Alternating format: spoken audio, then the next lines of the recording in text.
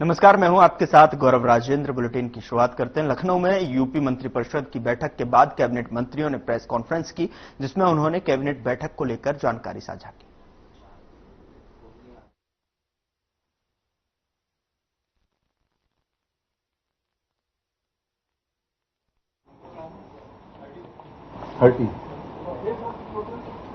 Thirty मैं सबसे पहले श्री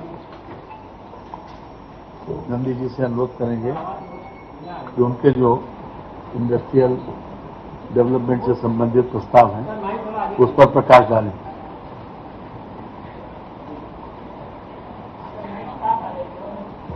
जी हाँ,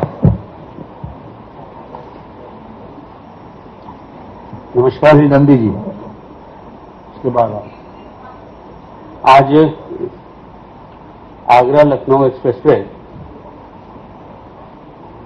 और पूर्वांचल एक्सप्रेसवे के लखनऊ प्रयागराज NH3, NH30 तथा लखनऊ कानपुर NH27 आपस में जुड़ जाने से आगरा लखनऊ कानपुर प्रयागराज वाराणसी गाजीपुर के आवागमन को सुगम बनाए जाने हेतु लखनऊ महानगर को जाम से नो एंट्री जैसी समस्याओं से निजात के लिए 50 किलोमीटर लगभग 50 किलोमीटर 49.96 6 लेन का, जिसको बाद में 8 लेन का किया जा सकेगा, आगरा लखनऊ एक्सप्रेसवे को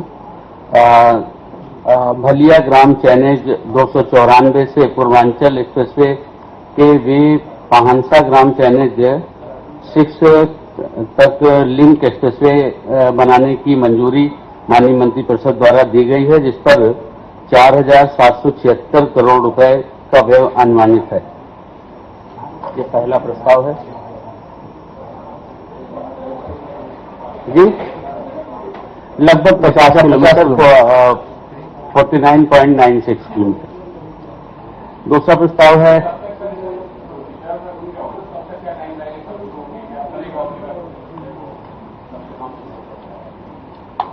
पूरा ये पूरा प्रेस नोट दे देंगे आप यहाँ पर, ये मैं बताता हूँ। इसी तरह Bundelkhand industrial development authority area preparation बीडा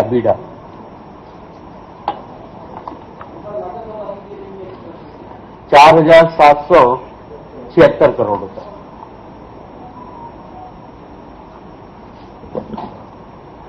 बहुआयामी जो हमारी बुंदेलखंड विकास हेतु नोएडा की तर्ज पर एक नए इंडस्ट्रियल टाउनशिप को विकसित किए जाने के लिए बुंदेलखंड औद्योगिक विकास प्राधिकरण बीडा का गठन किया गया है।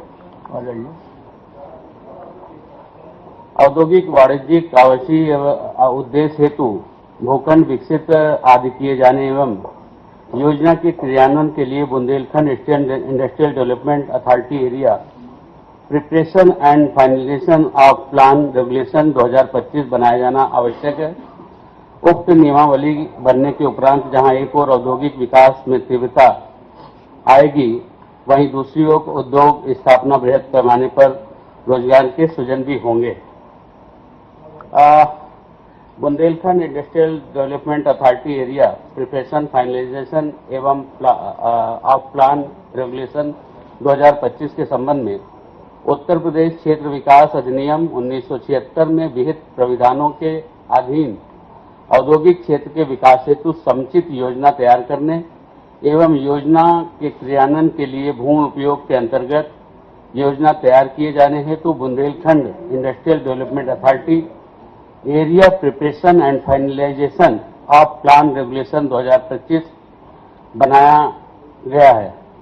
उक्त विनियमावली के लागू होने से सुरक्षित निर्माण, भवन के डिजाइन और आकार को नियंत्रित करना, अनियोजित विकास को रोकना, निर्माण का पर्यावरण पर विपरीत प्रभाव को रोकना तथा पर्याप्त जन सुविधाएं, सार्वजनिक स्वास्थ्य सुविधाएं, आवागमन हेतु पर्याप्त सड़कों की चौड़ाई, शहर के घनत्व के अनुपात में पार्किंग एवं हरित क्षेत्र जन सामान्य के लिए अनुकूल शहर का विकास होगा।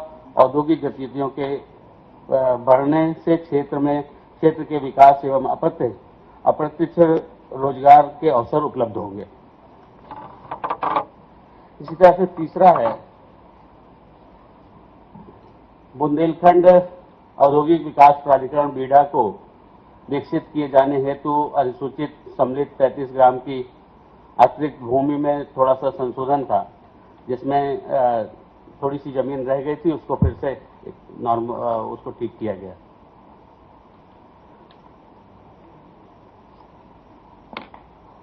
मत संख्या 4 था उत्तर प्रदेश राष्ट्रीय एवं अंतर्राष्ट्रीय स्तर पर प्रतिस्पर्धी निवेश के गंतव्य के रूप में स्थापित करने के लिए औद्योगिक निवेश एवं रोजगार प्रोत्साहन नीति अधिसूचित की गई है।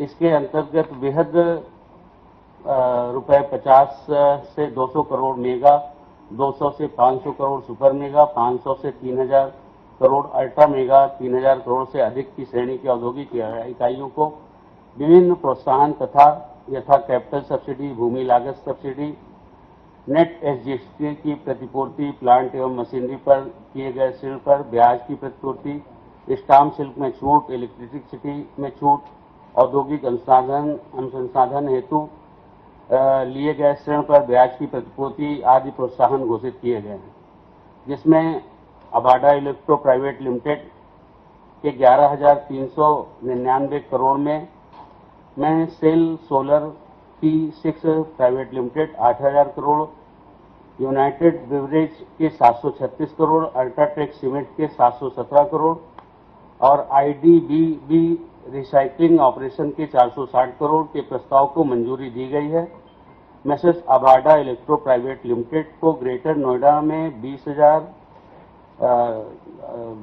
2,02,350 वर्ग मीटर भूखंड के आवंटन पर 252.92 करोड़ की फ्रंट एंड लैंड सब्सिडी व अन्य इकाइयों को लेटर ऑफ कंफर्ट जारी किए जाने पर अनुमोदन प्रदान किया गया है।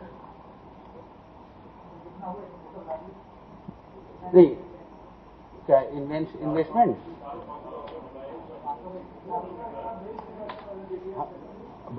टोटल करके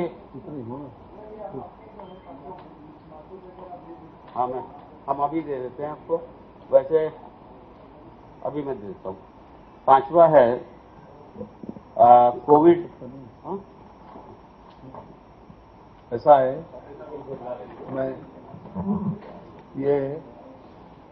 मैं श्री अनिल राजभर जी से अनुरोध करेंगे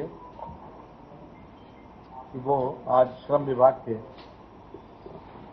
2 प्रस्ताव मंत्रिपरिषद के द्वारा अनुमोदित किए गए हैं, उसके ऊपर अपनी बात रखें। आदरणीय श्री अनिल राजभर जी। नमस्कार। मैं सबसे पहले तो सरदेव खन्ना जी ने आपको ये अवगत कराया कि श्रम और सेवा योजन विभाग की तरफ से 2 प्रस्ताव माननीय मंत्रिपरिषद के सामने प्रस्तुत किए गए और माननीय मंत्रिपरिषद ने दोनों प्रस्ताव को अनुमोदित किया है। उत्तर प्रदेश की सरकार का ये संकल्प है कि हर हाथ को काम मिले। मेरा सेवा योजन विभाग, आप सब लोग अवगत हैं कि अब से पहले हमारे जो अभ्यर्थी होते थे और जो सेवा योजक होते थे, उनके बीच में हम पुल का काम करते थे। दोनों को आमने सामने बिठाते थे, रोजगार मेला आयोजित करते थे, उसके माध्यम से हम सेवा योजित करते थे अपने बेरोजगार को। सेवा योजन विभाग ने जो आज उत्तर प्रदेश रोजगार मिशन के गठन का जो प्रस्ताव माननीय मंत्रिपरिषद के सामने रखा है, गठन होने के बाद मिशन का देश के अंदर भी और देश के बाहर भी हम सीधे स्वयं के माध्यम से अपने बेरोजगारों को हम रोजगार दिलवा सकेंगे, उनको सेवा योजित करा सकेंगे। मिशन के गठन के बाद हम सब लोगों ने एक लक्ष्य निर्धारित किया है और ऐसी हम लोगों को उम्मीद है कि 1 वर्ष में 25 से 30 हजार अपने बेरोजगारों को हम देश के बाहर रोजगार उपलब्ध करा सकेंगे और देश के अंदर तकरीबन 1 लाख बेरोजगारों को हम निजी क्षेत्र में सेवा योजित कर सकेंगे। तो ये बड़ा फैसला है। अब से पहले देश के बाहर हम अपने बेरोजगारों को भेजने में असमर्थ हो जाते थे, हमें किसी न किसी संस्था का सहारा लेना पड़ता था। अभी आरए का लाइसेंस जिनके पास, जिन संस्थाओं के पास, उन्हीं के माध्यम से हम बाहर भेज सकते थे। मिशन के गठन के बाद आरए का लाइसेंस हमें मिल जाएगा और उसके बाद हम सीधे देश के बाहर भी अपने बेरोजगारों को भेज सकेंगे। जिस तरह से दुनिया में हमारे मैन पावर की डिमांड हो रही है, खास तौर पे जैसे पैरामेडिकल स्टाफ हैं, नर्सिंग स्टाफ हैं, हमारे ड्राइवर हैं, हाउस गिवर हैं, हमारे श्रमिक हैं, कुशल श्रमिक हैं, उनकी डिमांड जिस तरह से दुनिया में बढ़ रही है, तो मिशन का गठन हमारे लिए अनिवार्य था। आज मिशन के गठन का प्रस्ताव हमने रखा और माननीय मंत्रिपरिषद ने उसको अनुमोदित किया है। आने वाले दिनों में मिशन का गठन हो जाएगा, फिर ये रास्ता हमारे लिए एक नया रास्ता खुलेगा। दूसरा, हमारी तरफ से जो प्रस्ताव आज हमारे विभाग की तरफ से रखा गया, हमारे जो महिला वर्कर हैं, कारखाना के सेक्टर में जो काम करती हैं, आप सब लोग अवगत हैं कि देश के अंदर 29 प्रकार के जो खतरनाक कारखाने हैं, वहां महिलाओं के काम करने पर प्रतिबंध था। जो थोड़ा कम खतरनाक है, ऐसे 12 प्रकार के कारखानों में काम करने की स्वतंत्रता थोड़ा दिन पहले मिली थी और पिछले दिसंबर में हमने 4 प्रकार के कारखानों में काम करने के लिए प्रतिबंध भी उत्तर प्रदेश की सरकार ने हटाया था। लेकिन आज तकनीकी का विस्तार हुआ है और महिला सशक्तिकरण के लक्ष्य के साथ उत्तर प्रदेश की सरकार काम कर रही है। तमाम हमारी इंडस्ट्री जो है उनके तरफ से भी डिमांड आ रही थी, हमारे जो श्रम संगठन हैं उनके तरफ से भी डिमांड आ रही थी। आप सब लोगों को मैं बताना चाहूंगा कि वर्तमान समय में 5% कारखानों में महिलाएं सिर्फ काम कर रही हैं और अगर हम नोएडा को अलग कर दें तो 1% के आंकड़े तक हम पहुंच रहे हैं। तो ये समय के साथ ये अनिवार्य था, इससे महिलाओं को के सशक्तिकरण का भी काम होगा। उत्तर प्रदेश की सरकार $1 ट्रिलियन इकोनॉमी लक्ष्य के साथ काम कर रही है, उसमें भी हमारी बहनें सहभागी बनेंगी। तो आज हम अपने नियमावली में संशोधन करने का प्रस्ताव माननीय मंत्रिपरिषद के सामने हमने रखा और उसको भी मंत्रिपरिषद ने अनुमोदित किया है। बहुत बहुत धन्यवाद। बहुत बहुत अब सभी के लिए खोल दिया है, 29 प्रकार के, हाँ, सबके लिए खोल दिया। बहुत बहुत धन्यवाद। हाँ, लिस्ट दे देंगे।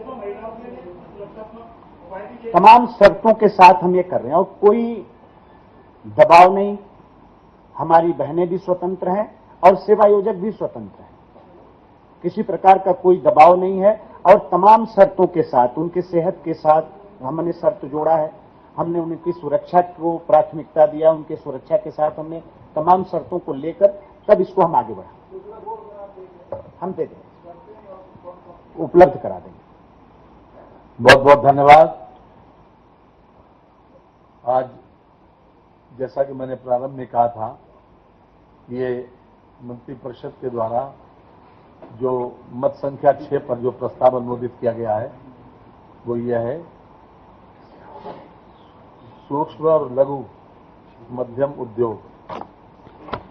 प्रस्ताव नंबर 6, सूक्ष्म लघु एवं मध्यम उद्यम विभाग सरकारी विभागों एवं शासकीय नियंत्रणाधीन उपक्रमों, निगमों, प्राधिकरणों, परिषदों, स्वायत्तशासी संस्थाओं द्वारा उत्तर प्रदेश राज्य हथकरघा निगम लिमिटेड, यूपी का उत्तर प्रदेश खाद्य एवं ग्रामोद्योग बोर्ड के माध्यम से उनके द्वारा वित्त पोषित एवं प्रमाणित संस्थाएं भी श्री गांधी आश्रम तथा उत्तर प्रदेश हस्तशिल्प विकास एवं विपणन निगम, पूर्ववर्ती उत्तर प्रदेश निर्यात निगम के माध्यम से लघु एवं कुटीर तथा हथकरघा इकाइयों द्वारा उत्पादित वस्त्रों की क्रय अनिवार्यता के संबंध में, जैसा कि हम जानते हैं कि इन संस्थाओं को चलाने के लिए इनके लिए अनिवार्य क्रय की व्यवस्था पहले से ही चली आ रही है और ये व्यवस्था 25 तक लागू थी, 31/3/25 तक प्रभावी थी।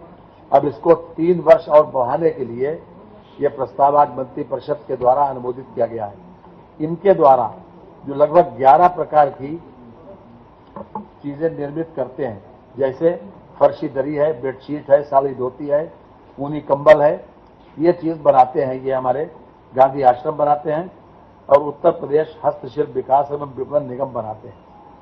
तो इनको ये निगम ठीक प्रकार से चले, इसलिए ये क्रय की अनिवार्यता चली आ रही है। उसको 3 वर्ष बढ़ाने के लिए माननीय मंत्रिपरिषद के द्वारा आज अनुमोदित कर दिया गया। ये 6 नंबर का प्रस्ताव आज मैंने आपके समक्ष उद्धृत किया। इसके अतिरिक्त 7वें नंबर का प्रस्ताव जो उत्तर प्रदेश पूर्व सैनिक कल्याण निगम लिमिटेड से पूर्व सैनिकों एवं होमगार्ड्स की सेवाएं जेम पोर्टल से इतर सीधे लिए जाने के संबंध में है।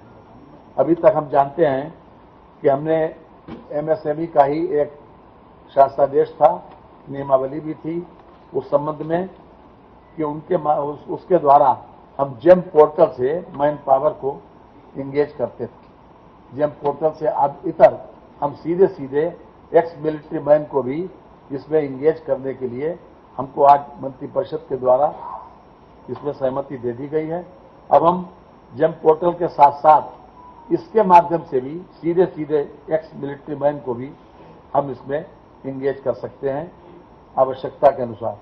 यह एक बहुत बड़ा फैसला है जो अभी तक केवल जेम पोर्टल के माध्यम से अनिवार्यता थी कि हम उसे अनिवार्य रूप से जेम पोर्टल से ही आउटसोर्सिंग के ऊपर हम लेंगे। तो अब आज के बाद जैसे ही इसके लिए नोटिफिकेशन जारी होगा उस दिन से ये अनिवार्यता जो है वो रिलैक्स हो गई। अब जेम पोर्टल के साथ साथ हम इससे भी ले सकते हैं। नहीं जरूर रहेगा एक्स मिलिट्री मैन। देखिए जहां पर जैसी आवश्यकता होती है, जैसे किसी को अपने कहीं पर आवश्यकता है 50 लोगों की, कहीं आवश्यकता है 10 लोगों की, तो ऐसे इस वक्त की संख्या बताने की वो नहीं है। केवल जहां की जैसी आवश्यकता होगी वहां एक्स मिलिट्री मैन को इंगेज कर सकते हैं। ये एक रिलैक्सेशन दिया है। इसके अलावा जो मंत्रिपरिषद के द्वारा अनुमोदित किया गया है प्रस्ताव नंबर 8, ये अयोध्या एवं समीपवर्ती संवेदनशील प्रतिष्ठानों की सुरक्षा व्यवस्था के दृष्टिगत अयोध्या में एनएसजी एवं हब की स्थापना हेतु डाटा संख्या 17 एवं 22 क्षेत्रफल 8 एकड़ भूमि स्थित छावनी गौरा बारिक कैंटोनमेंट क्षेत्र अयोध्या। जो जमीन है वो कैंटोनमेंट अयोध्या क्षेत्र में स्थित है, लेकिन है नजूल की जमीन, जिसको हम देने जा रहे हैं केंद्र सरकार को। परगना हवेली अवध तहसील सदर जनपद अयोध्या को 99 वर्षीय लीज पर गृह विभाग भारत सरकार के पक्ष में आवंटित किए जाने के संबंध में आज ये निःशुल्क जमीन एनएसजी हब की स्थापना के लिए डाटा संख्या 17 एवं 22 जिसका क्षेत्रफल 8 एकड़ है, उसको जो हमने जैसा कि अभी स्थित बताया कहां पर है, उसको हम 99 साल की लीज जो है वो भारत सरकार के गृह विभाग को देने का अनुमोदन आज मंत्रिपरिषद ने दिया है। इसके अलावा 9 जयप्रकाश नारायण अंतर्राष्ट्रीय केंद्र परियोजना हेतु गठित JPNIC सोसाइटी को भंग करते हुए उसको पूर्ण कराने, संचालन एवं रखरखाव हेतु लखनऊ विकास प्राधिकरण को दिए जाने के संबंध में आपको मालूम है कि ये बहुत बड़ा फैसला है। काफी दिनों से JPNIC परियोजना हेतु शासन द्वारा अब तक कुल अवमुक्त 821.74 करोड़ रुपए को लखनऊ विकास प्राधिकरण के पक्ष में ये स्थानांतरित माना जाएगा, जिसे लखनऊ विकास प्राधिकरण को आगामी 30 वर्षों में चुकाना होगा। ये लखनऊ विकास प्राधिकरण इसको मेंटेन करेगा। लखनऊ जो पहले व्यवस्था थी उसमें उसको जो गठित इसकी समिति थी जयप्रकाश नारायण अंतर्राष्ट्रीय केंद्र हेतु पूर्व में गठित JPNIC सोसाइटी को ये भंग कर दिया गया है।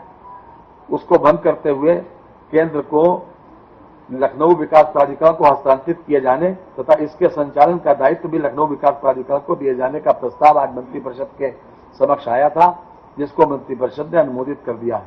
परियोजना को पूर्ण कराने, निजी सहभागिता से अनुरक्षण एवं संचालन के लिए प्रक्रिया शर्तें निर्धारित करने, सोसाइटी को भंग करने, सदस्यता समाप्त करने व अन्य अनुषांगिक कार्रवाई है तो लखनऊ विकास प्राधिकरण को अधिकृत किए जाने का प्रस्ताव भी मंत्रिपरिषद ने अनुमोदित कर दिया है। इसके तहत राज्य स्तर का ऑडिटोरियम, कन्वेंशन सेंटर की सुविधा, विश्व स्तरीय sports complex, multipurpose sports court के साथ साथ 750 4 पहिया वाहनों की मल्टी लेवल पार्किंग की सुविधा भी वहां उपलब्ध रहेगी, जिसका प्रयोग जनमानस द्वारा किया जाएगा। संचालन LDA के द्वारा होगा। 821.74 करोड़ 821 जी। अरे जो कहें उसको देखिए, अब जांच का चक्कर कहां पर उसको वो समिति भंग कर दी गई है, एलडीए को इसका संचालन दे दिया गया।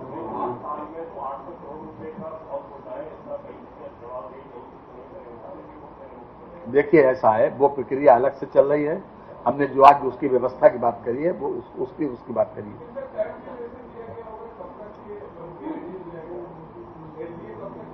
अभी प्रस्ताव जो है तुरंत काम शुरू हो जाएगा। जब एलडीए तो वो डे टू डे बेसिस के ऊपर काम करेगा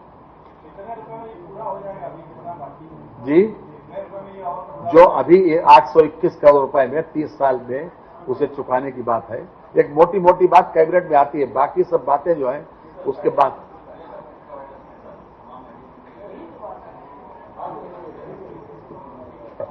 अब उसका जो समिति अभी तक उसको देख रेख कर रही थी या उसका संचालन जो गठित हुई थी उसको भंग करके संचालन एलडीए को दे दिया गया जी। अभी फिलहाल नहीं।